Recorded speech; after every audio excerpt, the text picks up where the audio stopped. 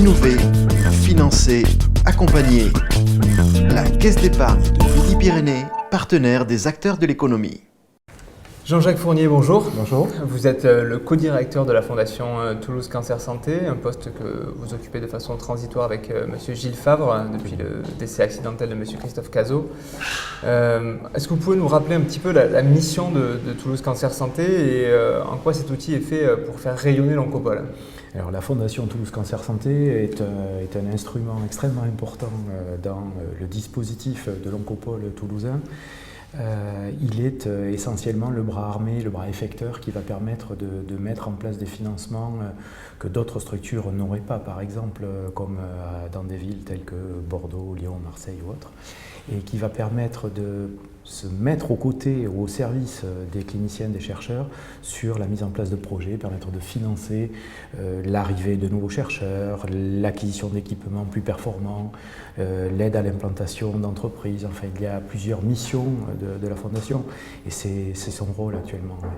Et vous l'avez dit, attirer des nouveaux chercheurs, attirer des entreprises, tout ça, ça a un coût. Bien sûr. Comment on lève des fonds et quels sont les objectifs de la Fondation dans les années à venir? Alors, comment on lève des fonds? Eh bien, on lève des fonds au travers de missions de conviction, d'ambassadeurs, de levée de fonds par des soirées. Nous avons bientôt, le 8 octobre, une soirée de dons, justement, à la Fondation. Nous faisons appel à l'ensemble des communautés, des entrepreneurs, des possibles donateurs pour participer à cette opération d'envergure. Et à quoi sert ce genre d'action? Eh bien, il nous permet, sur un objectif annuel, de globaliser une levée de fonds qui devrait, enfin ce que nous estimons, ce sont nos ambitions, nos objectifs, d'atteindre 500 000 € sur une levée de fonds annuelle.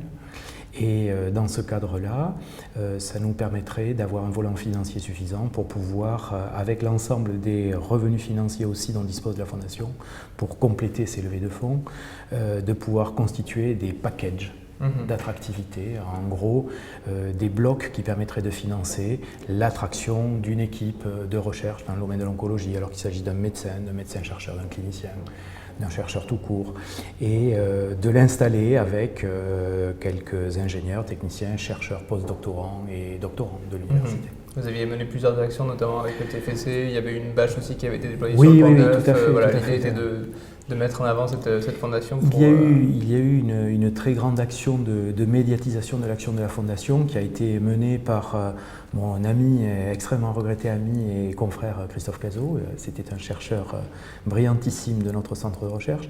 Donc il a beaucoup œuvré dans le sens justement de la communication à l'ensemble de la communauté régionale, toulousaine bien sûr, mais aussi nationale. Il a permis par son action de rendre la Fondation extrêmement visible.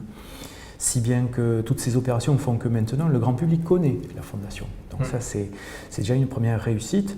On est dans une phase très opérationnelle maintenant, plus de levée de fonds, de se tourner vers nos possibles bienfaiteurs, investisseurs et qui vous voudrez, pour pouvoir nous permettre d'élaborer ces packages. Donc on va rentrer dans le dur sur l'année 2016.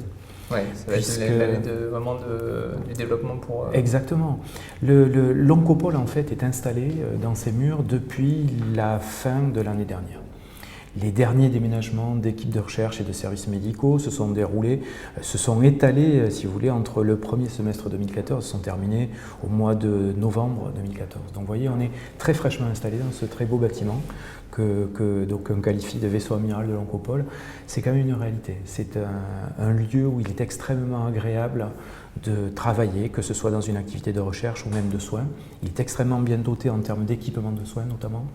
Et l'accueil des malades y est tout à fait exemplaire à l'heure actuelle. Il faut même avoir une idée de... Oui, c'est vraiment un établissement, une facilité d'ampleur nationale qui n'a jamais été vue auparavant en France quand même.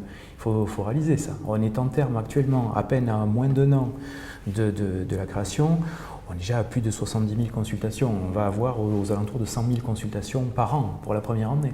Oui, c'est quand même une belle réussite déjà. C'est un établissement considérable, dont le mode de fonctionnement cumule de l'établissement de soins en oncologie publique le CHU de Toulouse, et un établissement de soins privé qui est l'Institut Claudius Regaud. Et malgré cette double difficulté de faire cohabiter finalement ces deux mondes, eh bien, nous avons un mode de fonctionnement qui est aujourd'hui jugé comme exemplaire par la Cour des comptes.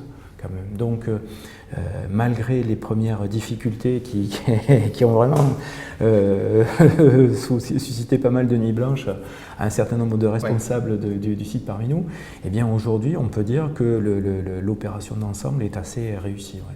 On le voit, vous vendez vraiment bien ce site parce que vous y croyez et on sent que c'est quelque chose qui est vraiment bien parti. Justement, ça permet d'attirer des chercheurs, ça permet d'attirer des pointures. Comment on attire ces personnes-là et justement avec les packages dont vous parliez, et combien ça coûte d'attirer un chercheur de renommée mondiale ? Alors, un chercheur de renommée mondiale, en fait, il n'y a pas combien ça coûte, il n'y a pas de tarif. C'est un peu comme les grands sportifs, si vous voulez. Tout est l'objet de négociations dans une situation qui ressemble, c'est pour ça que j'utilise souvent le terme de mercato. Il y a un marché mondial permanent qui se déroule en fait de gré à gré. Il n'y a pas d'agent comme dans le football ou le rugby, il n'y a pas d'agent sportif, mais par contre, les personnes intéressées par une arrivée, une installation quelque part, vont regarder bien entendu l'enveloppe financière qui va permettre de les rémunérer, de payer leurs équipements de laboratoire spécifiques ou leurs réactifs de recherche, etc. Mais ils vont aussi regarder plusieurs choses. Ils vont regarder l'environnement scientifique, c'est-à-dire est-ce qu'il y a de la matière grise autour, est-ce qu'ils vont se retrouver dans un désert ou avec plein d'autres confrères avec qui il y aura beaucoup de discussions. Voilà. Pour les latins, c'est plutôt autour de la machine à café, les anglo-saxons, ce sera le soir autour d'une bière. Mais enfin, l'importance des rapports humains est critique, notamment dans les grands centres anglo-saxons. Il s'agit de Boston au Canada ou en Angleterre. On regarde quel est l'environnement. Ça, c'est un. Deuxièmement, l'ensemble du dispositif, la logistique. Quelles sont les superficies de laboratoire? Est-ce que les laboratoires sont bien équipés? Est-ce qu'il est agréable d'y travailler? Est-ce qu'ils sont commodes? Est-ce qu'il y a besoin de courir 3 étages pour aller faire une centrifugeuse et remonter après être passé au sous-sol pour aller au congélo, etc. Non, là, tout est absolument optimisé dès la conception. Donc les chercheurs y travaillent en étant extrêmement heureux d'y travailler.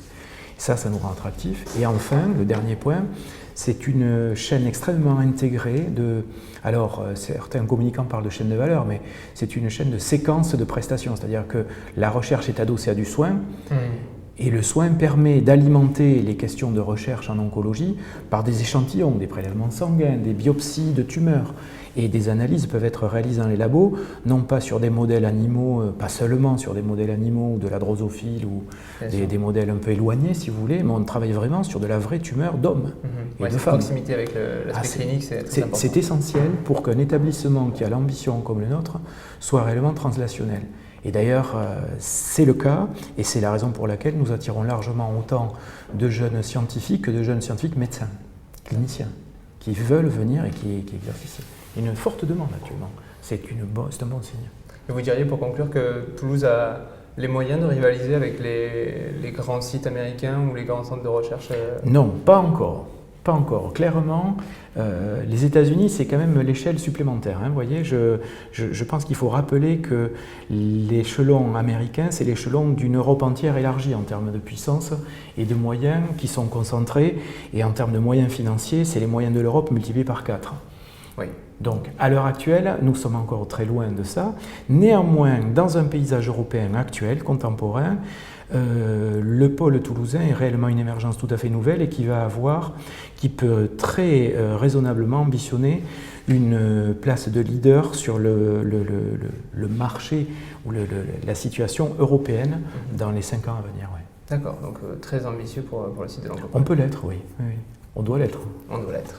Merci en tout cas d'avoir répondu à nos questions et de nous avoir expliqué un peu les ambitions de l'Oncopole. Innover, financer, accompagner. La Caisse d'épargne de Midi-Pyrénées, partenaire des acteurs de l'économie.